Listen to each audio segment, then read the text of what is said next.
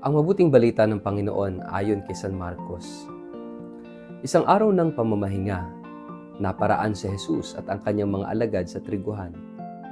Habang sila'y naglalakad, ang mga alagad ay pumipitas ng trigo. Sinabi ng mga Pariseo kay Jesus, "Tingnan mo ang ginagawa ng iyong mga alagad.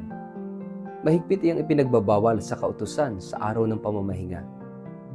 Sinagot naman sila ni Jesus, "Hindi pa ba ninyo nababasa ang ginawa ni David noong panahong si Abiatar ang pinakapunong pari?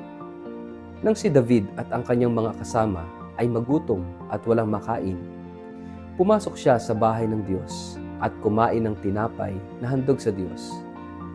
Binigyan pa niya ang kanyang mga kasamahan. Ayon sa kautusan, ang mga pari lamang ang may karapatang kumain niyon." Sinabi rin ni Jesus, itinakda ang araw ng pamamahinga para sa tao. Hindi nilikha ang tao para sa araw ng pamamahinga. Ang anak ng tao ay Panginoon, maging ng araw ng pamamahinga. Ang mabuting balita ng Panginoon. Word of the day, hear what God has to say. Mapagpalang araw po sa inyong lahat. Kumusta po kayo? Ang ating word of the day ay freedom. May mga bagay sa buhay na ginawa upang magbigay buhay.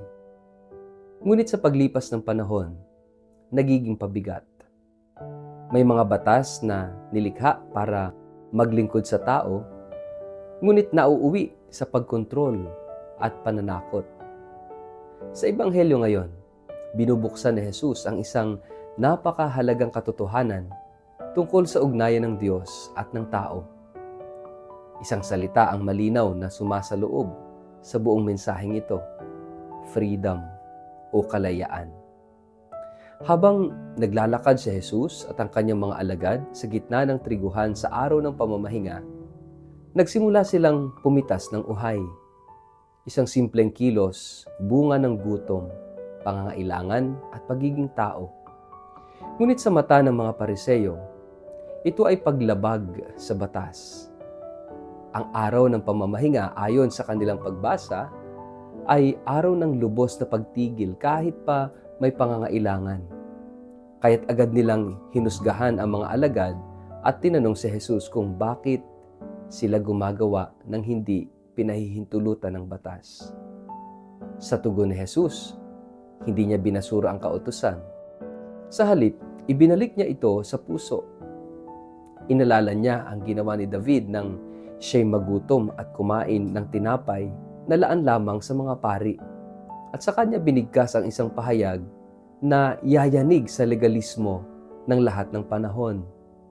Ginawa ang araw ng pamamahinga para sa tao at hindi ang tao para sa araw ng pamamahinga. Sa huli, idinagdag pa niya, ang anak ng tao ang Panginoon ng pamamahinga. Dito, malinaw na ipinapakita ni Jesus ang kahulugan ng kalayaan. Hindi ito kalayaang gawin ang anumang gusto, kundi kalayaang mamuhay ayon sa layunin ng Diyos. Ang tunay na kalayaan ay hindi pagsuway sa batas, kundi pag-unawa sa diwa nito. Ang batas ay hindi tanikala, kundi gabay. Kapag ang batas ay nagiging dahilan upang kalimutan ang tao, nawawala ang Diyos sa gitna ng pagsunod. Sa isang mas malalim na pagtingin dito, napapanahon ang hamon ng Ebanghelyong ito. Marami sa atin ang nabubuhay sa ilalim ng mga pamamahinga na hindi na nagbibigay pahinga. Mga obligasyong pangrelihiyon na ginagawa dahil sa takot. Mga tuntuning sinusunod dahil sa hiya. Mga inaasahang nagpapabigat sa konsensya, ngunit hindi nagpapalapit sa Diyos. Minsan mas takot pa tayo sa paglabag sa panlabas na batas kaysa yung sa pagkabigo sa pag-ibig. Pinapaalala sa atin ni Jesus na ang Diyos ay hindi Diyos ng pagsakal, kundi Diyos ng kalayaan. Ang pamamahinga ay hindi araw ng paglayo sa buhay, kundi araw ng pagbabalik sa pinagmumula ng buhay. Ito ay araw upang alalahanin na tayo ay hindi makina, hindi alipin ng gawain, hindi produkto ng sistema. Tayo ay mga anak, at ang anak ay inaanyayahang magpahinga sa presensya ng Ama. Ang pahayag ni Jesus ay mas lalong magiging makapangyarihan kapag isinama natin ang paggunita kay San Sebastian. Siya ay isang sundalong Romano na nanatiling tapat kay Kristo sa gitna ng pag-uusig. Sa mata ng imperyo, ang kanyang pananampalataya ay pagsuway. Ngunit sa mata ng Diyos, ito'y sukdulang kalayaan. Pinili ni San Sebastian ang Diyos kaysa sa takot, ang katotohanan kaysa kaligtasan ng katawan. Ang kanyang pagkamartir ay patunay na ang tunay na kalayaan ay hindi kawalan ng sugat, kundi katapatan sa gitna ng sugat. Marami sa atin ang hindi hinahagupit ng palaso tulad ni San Sebastian, ngunit binabaril naman ng takot, opinyon ng iba at panlabas na pamantayan. Takot tayong magpahinga dahil baka tawagin tayong tamad. Takot tayong magmahal ng lampas sa batas dahil baka husgahan tayo. Takot tayong pumili ng konsensya dahil baka magkamali tayo. Ngunit ang Ebanghelyo ngayon ay nagsasabing ang tunay na kabanalan ay may tapang. Tapang na unahin ng tao, ang buhay at ang pag-ibig. Ang kalayaang iniaalok ni Jesus ay kalayaang makinig sa gutom, hindi lamang gutom sa pagkain, kundi gutom sa kahulugan. Sa pahinga, sa awa kapag may nagugutom, ang pag-ibig ay hindi nagtatanong muna ng araw o oras.